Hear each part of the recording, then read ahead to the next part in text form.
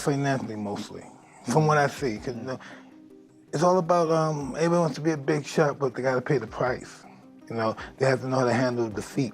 Is, if I'm not mistaken, a 92-pound weight difference, almost a 100-pound weight difference. It's insane. Let's say he comes in at 200 pounds. It's still a 65-pound weight advantage, which is absolutely ridiculous. Into that. I don't know what's going to happen with a 135-pounder going up against a 200-pounder. I think it's not a real fight. Mike Tyson isn't holding back when it comes to Jake Paul's latest bold claim about beating Gervonta "Tank" Davis. The former heavyweight champion, known for his brutal honesty as much as his devastating punches, ripped into Paul after the YouTuber-turned-boxer suggested he could defeat one of the most feared fighters in the sport today. Tyson, who has been both supportive and critical of Jake's boxing journey, made it clear that stepping into the ring with a pound-for-pound talent like Davis is no laughing matter, and he didn't mince words in reminding Jake of the gap between internet stardom and elite boxing greatness. Quite surprised because it sounded like Jake Paul and Joshua was getting closer and closer for January. However, there have been rumours of Gervonta Davis versus Jake Paul in the past.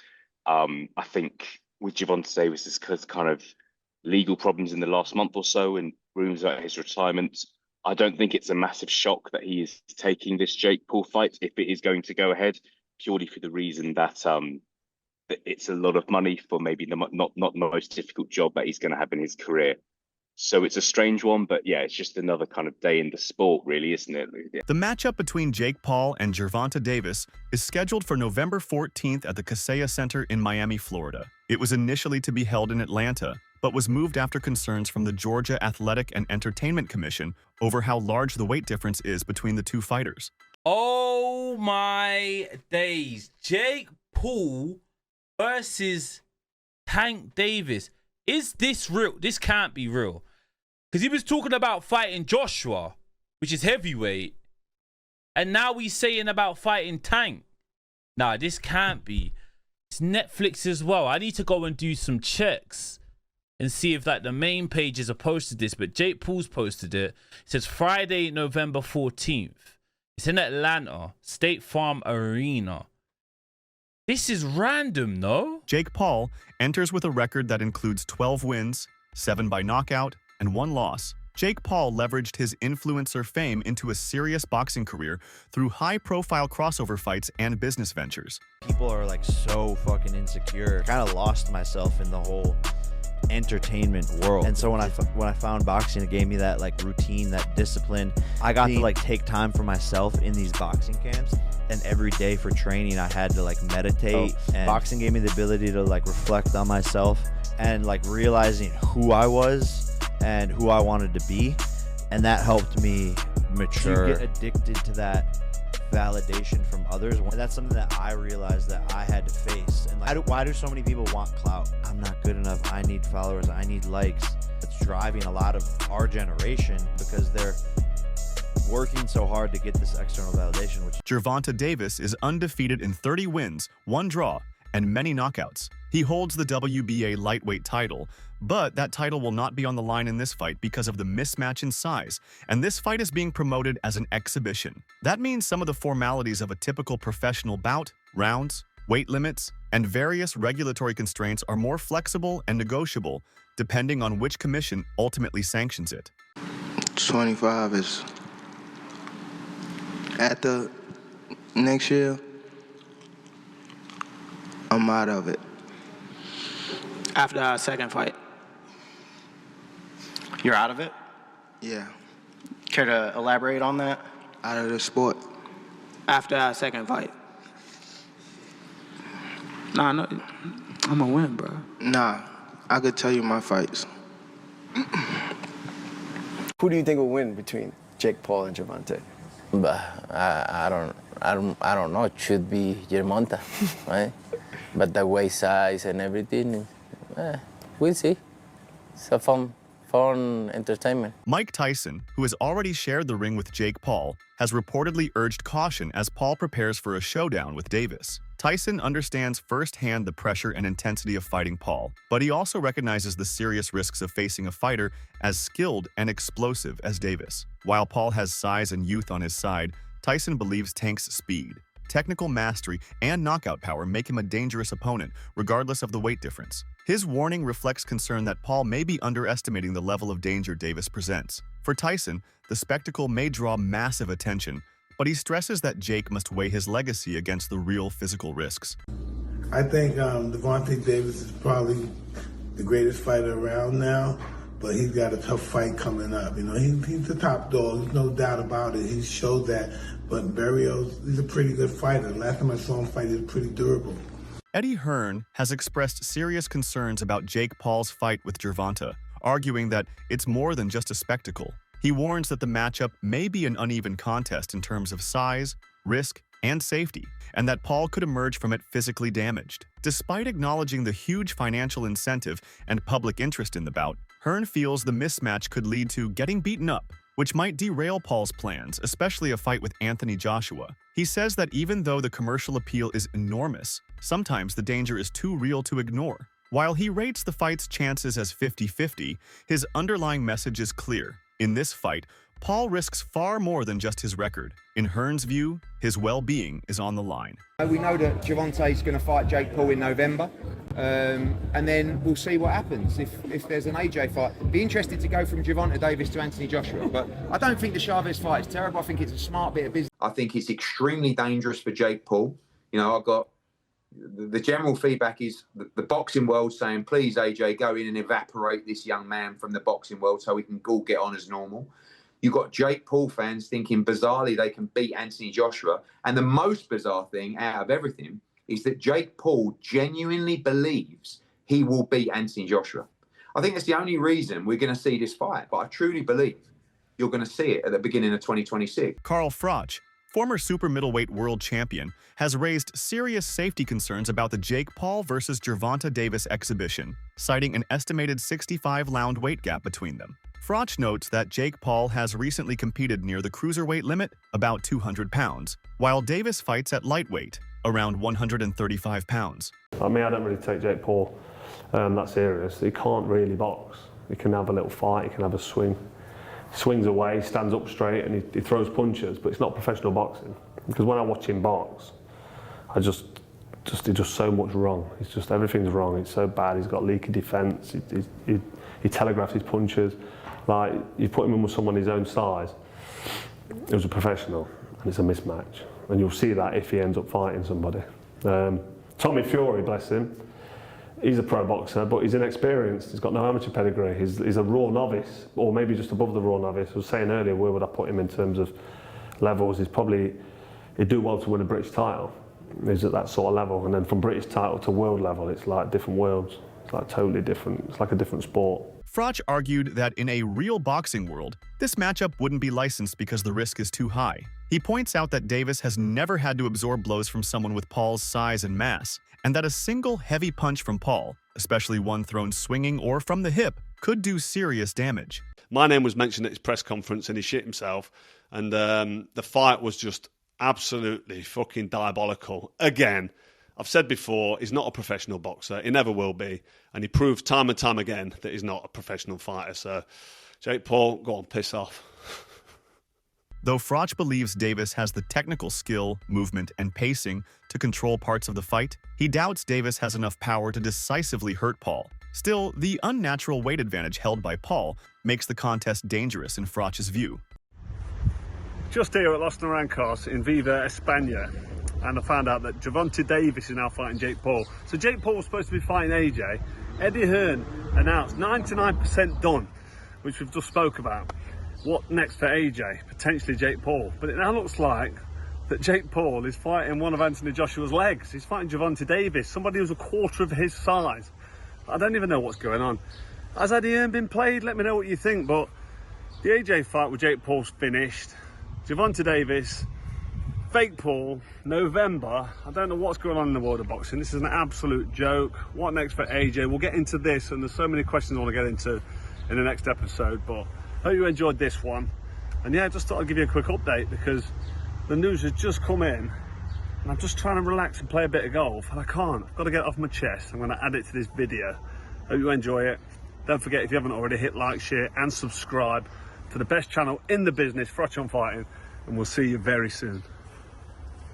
Meanwhile, unlike many, Chael Sonnen doesn't think the matchup is as mismatched as many assume. On his YouTube channel, he stated, "It's not as bad a fight as you guys think," distinguishing it from the previously touted Jake Paul versus Anthony Joshua clash. However, Sonnen pinpointed a significant issue. Davis does not know how to sell a fight. He argued that Tank cannot promote or hype a matchup, whether it's a title bout or main event, making the fight less compelling from a marketing standpoint. The exact opposite has happened. The opposite of fighting Anthony Joshua is not fighting nobody. The opposite of fighting Anthony Joshua is fighting Tank Davis. Okay, so there's one big glaring issue for me. It's just your partner being Tank Davis. Tank is not the guy that knows how to sell a fight. Tank cannot sell a fight in his own division. It could be a title fight, a contenders fight, a main event fight. He could be the favorite. He could be the underdog. Tank doesn't know how to bring that information to you guys in a way that is compelling. And Tank is already blinking in this situation. You have one guy who is argued amongst the pound for pound current greats in boxing.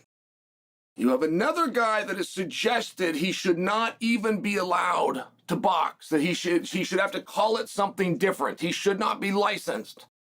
He should not be ranked in the top 14. He should never be selected for a world title. Okay.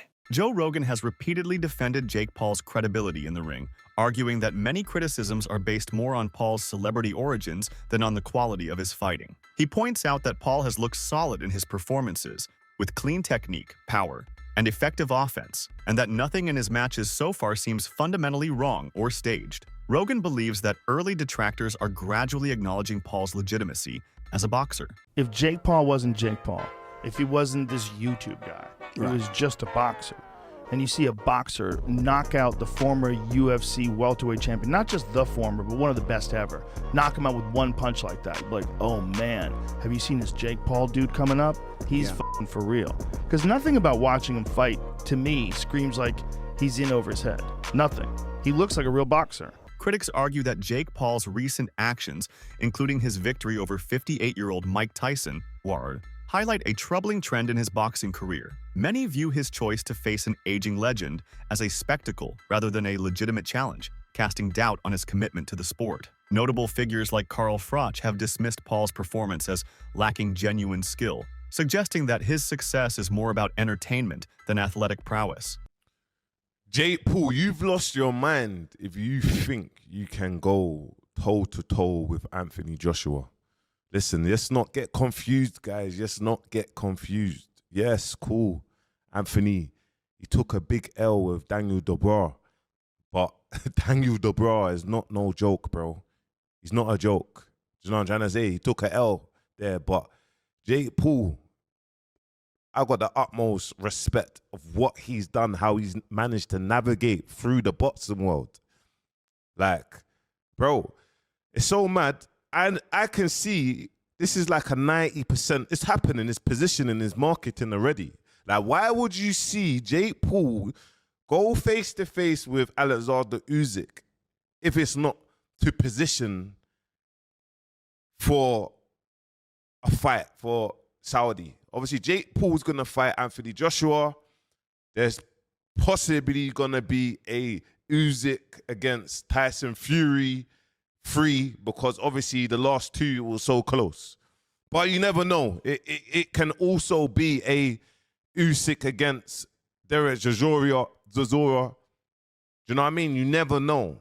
There's growing chatter that Jake Paul might face Anthony Joshua in a high-profile showdown, possibly in early 2026. Paul's manager, Nakisa Badarian, has confirmed talks are happening and pointed to Wembley Stadium and other large venues as possible locations. Paul has repeatedly called out Joshua, claiming confidence that he can pull off a major upset. Everyone's been wanting to see it happen. Who will be the king of the United Kingdom? And who will be the queen of the United...